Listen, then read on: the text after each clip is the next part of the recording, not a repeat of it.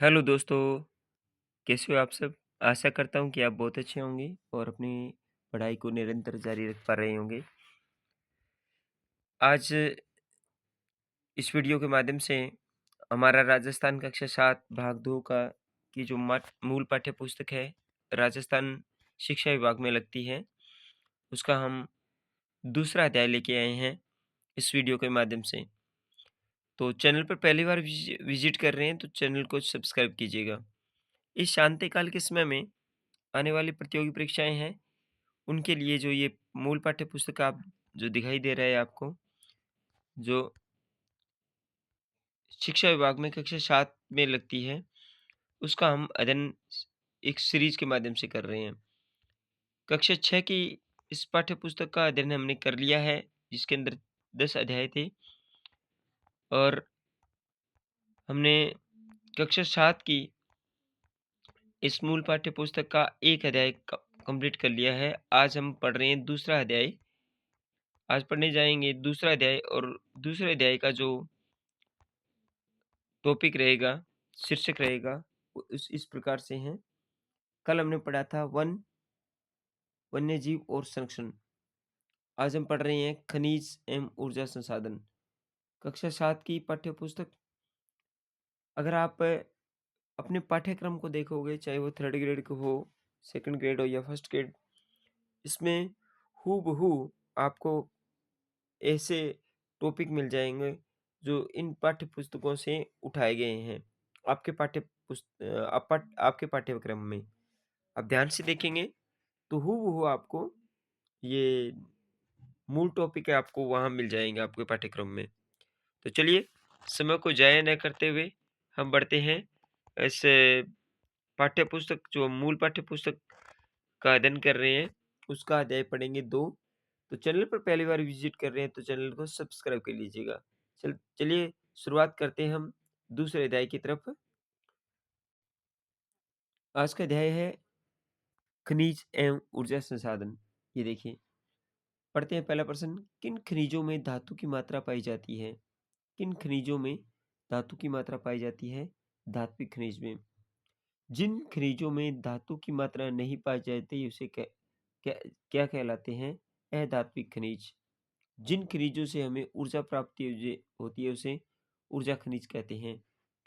राजस्थान का किन खनिजों पर एकाधिकार है? वोलिस्टोनाइट, जस जास्पर, सीसा, जस्ता। ये वन लाइनर सीरीज है।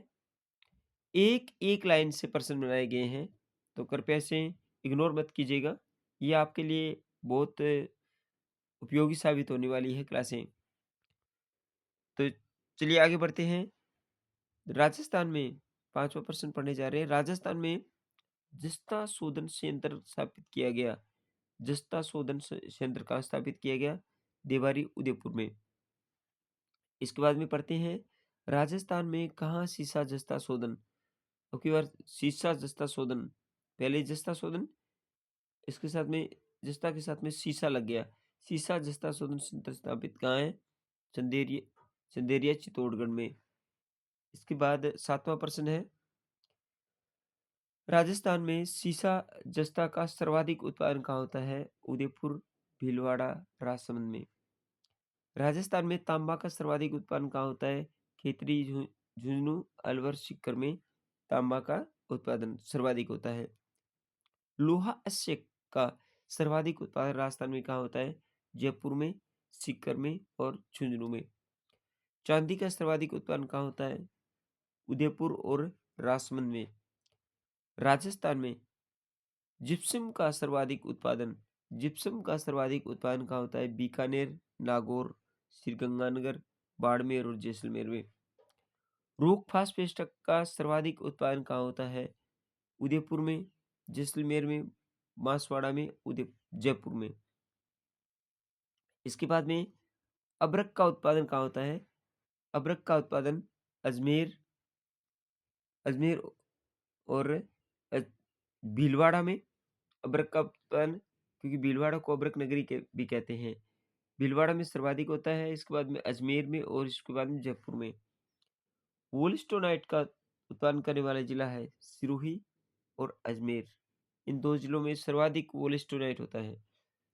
15वां प्रश्न है वह खनिज जिसका उपयोग कागज़ कागज़ उद्योग और लघु उद्योग में किया जाता है, वोलेस्टोनाइट। सीधा प्रश्न बनेगा 4 ऑप्शन, जहाँ जब 4 ऑप्शन दे दिए जाते हैं या फिर कथनीय और मिलान करने वाले प्रश्न बनते हैं ना, वहाँ ये प्रश्न बहुत ज़्यादा उपयोगी साबित होते हैं। ये आपको साधारण प्रश्न लग रहे होंगे, लेकिन जब कॉम्पिटिटिव एग्ज़ाम में यही प्रश्न बन आते हैं, तो जो सरल से सरल प्रश्न होता है, वो गलत होने के सबसे ज़्यादा चांसेज़ होते हैं। तो आपने कॉम्पिटिशन दिए होंगे, तो इस बात को आप अच्छी तरह से जानते हैं। वह खनिज जिसका उपयोग कागज़ उद्योग में अ, किस खनिज का उपयोग किया जाता है? वोलेस्टोनेट का। इसके बाद में वह खनिज जिसका उपयोग विद्युत उद्योग और सजावट के लिए किया जाता है, उसे अभ्रक। 17वां प्रश्न है संगमरमर का सर्वाधिक उत्पादन कहाँ होता है? राजसमंद में, नागौर में, उदयपुर में, बांसवाड़ा में, चित्तौड़गढ़ में, सिरोही में, कोटा में। सीमेंट बनाने में उपयोगी खनिज कौन-सा है? सीमेंट बनाने में चूना पत्थर। चूना पत्थर का सर्वाधिक उत्पादन होता है चित्तौड़गढ़ में, इसके बाद में सिरोही में, कोटा में और उदयपुर में। ग्रेनाइट का उत्पादन किया जाता है। ग्रेनाइट नगरी किसे जालोर को कहते हैं, अभ्रक नगरी भीलवाड़ा को। ग्रेनाइट सबसे ज़्यादा होता है जालोर में, इसके बाद में जैसलमेर में, इसके बाद में पाली में, इसके बाद में सिरोही में। ऊर्जा के परंपरागत साधन है, ये मोस्ट इम्पोर्टेंट है। प्रश्न बन जाएगा कि ऊर्जा का इसमें से परंपरागत साधन नहीं है। कोयला है, खनिज तेल है और प्राकृतिक गैस है। इसके बाद में आगे बढ़ते हैं। आज का 22वां प्रश्न, ऊर्जा के गैर परंपरागत, ऊपर हमने पढ़ा ऊर्जा के परंपरागत साधन। आपको इसमें तुलना करना बहुत आवश्यक है, ये जानना कि गैर परंपरागत और परंपरागत ऊर्जा साधन कौन से होते हैं। तो ऊर्जा के गैर परंपरागत साधन है परमाणु ऊर्जा, पवन ऊर्जा, सौर ऊर्जा, बायोमास ऊर्जा। राजस्थान में कौन-सा प्रकार का कोयला पाया जाता है? लिग्नाइट का कोयला पलाना बीकानेर के अंदर सर्वाधिक मिलता है ये। और राजस्थान में इस प्रकार का ही कोयला ज़्यादा पाया जाता है। आपने देखा होगा कोयले की 4 प्रकार होते हैं और इसमें लिग्नाइट नाम का क्वालिटी का कोयला वो राजस्थान में सर्वाधिक पाया जाता है। राजस्थान में कोयले का उत्पादन कहाँ होता है? पलाना, देखिए नाम आया ना पलाना, ये बीकानेर के अंदर है और ये लिग्नाइट के का मुख्य सेंटर है। बरमिस बरसिंहसर, बीकानेर, कपूरडी, बाड़मेर, मेड़ता रोड, नागौर, ये कोयला उत्पादन की यहाँ पे खाने हैं। राजस्थान का पहला सुपर थर्मल पावर स्टेशन का कौन-सा है? पहला सुपर थर्मल पावर वो सूरतगढ़ श्रीगंगानगर। छबड़ा, बारां, छबड़ा कहाँ है? बारां में विद्युत संयंत्र किस प्रकार कोयले पर आधारित है? सुपर थर्मल पावर है वो पहला सूरतगढ़ में है और छबड़ा वाला जो बारां में है, वो विद्युत संयंत्र है वो कोयले पर आधारित है। 27वां प्रश्न पढ़ते हैं। राजस्थान में खनिज तेल के भंडार कहाँ पाए जाते हैं? जैसलमेर में, बाड़मेर में, सांचौर में, बीकानेर में, नागौर में, नागौर बेसिन में। जैसलमेर, बाड़मेर, सांचौर, बीकानेर, नागौर बेसिन में ये तेल भंडार पाए जाते हैं। राजस्थान में राजस्थान में गैस के भंडार मोस्ट इंपोर्टेंट है। राजस्थान में गैस के भंडार कहाँ पाए जाते हैं? घुटारू में, कबलीताल में, तनोट में, मणिहारी टिब्बा। प्रश्न बनेगा कि मणिहारी टिब्बा किससे संबंधित है? तो गैस के भंडार से संबंधित है। राजगढ़ रामगढ़ सॉरी रामगढ़, राजेश्वरी और डंडेवाला, ये सारे जो सेंटर नाम दिए जा रहे हैं, ये सब कहाँ के गैस के भंडार है। गुटारू है वो गैस का भंडार मिले हैं। कबलीताल, तनोट, मनिहारी टिब्बा, वहाँ पे कंफ्यूज हो जाते हैं कि ये तेल की भंडार है कि गैस की भंडार है उसमें। तो ये अच्छी तरह से इसको आप पढ़ के जाना। राजस्थान के प्रमुख खनिज तेल क्षेत्र है। राजस्थान के प्रमुख खनिज खनिज तेल के क्षेत्र कौन से है? सादे वाला जैसलमेर, बाकी वाला बीकानेर, ऐश्वर्या मंगला और बाड़ बंगला बाड़मेर में। ऐश्वर्या बंगला ये बाड़मेर में है। राजस्थान के प्रमुख खनिज तेल उत्पादन में जैसलमेर का रामगढ़ और बारां में अंता विद्युत गृह किस पर आधारित है? जैसलमेर का रामगढ़, बारां का अंता, ये विद्युत ग्रह है, ये किस पर आधारित है? ये गैस पर आधारित है। याद रखना जैसलमेर का हमने छबड़ा पढ़ा था वो कोयले पर आधारित था और जो 12 में अंता क्षेत्र है वो है वो गैस पर आधारित है। विद्युत गैस से विद्युत उत्पन्न की जाती है।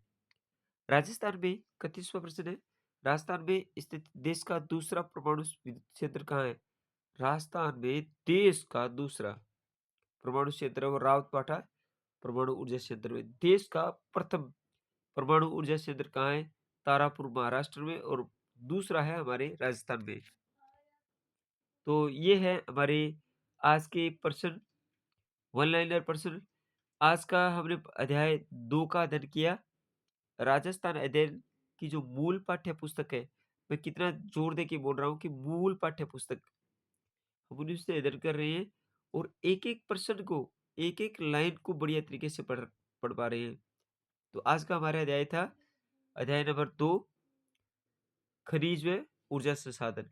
कृपया कीजिए आप अगर विजिट कर रहे हैं, पूरा वीडियो देख के जाइएगा और पहली बार विजिट कर रहे हैं तो चैनल को सब्सक्राइब ज़रूर कीजिएगा।